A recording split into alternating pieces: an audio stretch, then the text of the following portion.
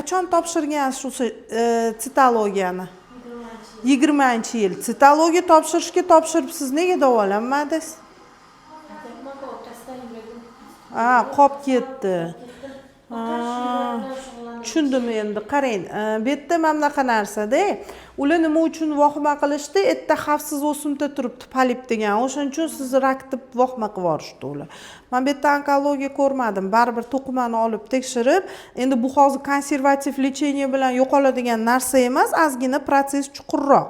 Ham displaziya holati ketyapti, ham erta mana shunaqa xavfsiz o'simta turibdi, polip.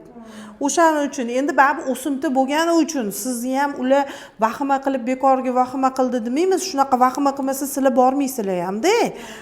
Baribir bu o'simta, qon tomiri bor. Vaqt o'tsa sizni yugurtirib qo'yadi. Bachadon bo'ynida qon tomirlar bor. Mana hozir sizdan oldingi ayolda varikoz bu debdi. Displaziya, sheykani usti to'la qon tomir bo'lib yotibdi.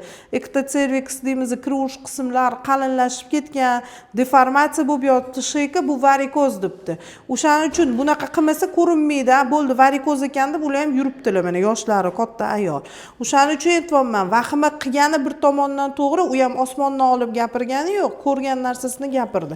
Shunaqa polip turibdi. Biz oldi tarafini ko'ryapmiz, orqasi qatgacha davom etganini o'zingizda ko'radi. Va shu to'qimani olamiz, tekshirtiramiz. Atvetiga qarab, keyin bu joydan xirurgicheskiy metod bilan olib tashlaymiz. Qo'yningizni xotirjam qiling. Namangandan vahima qilib yugurib keladi.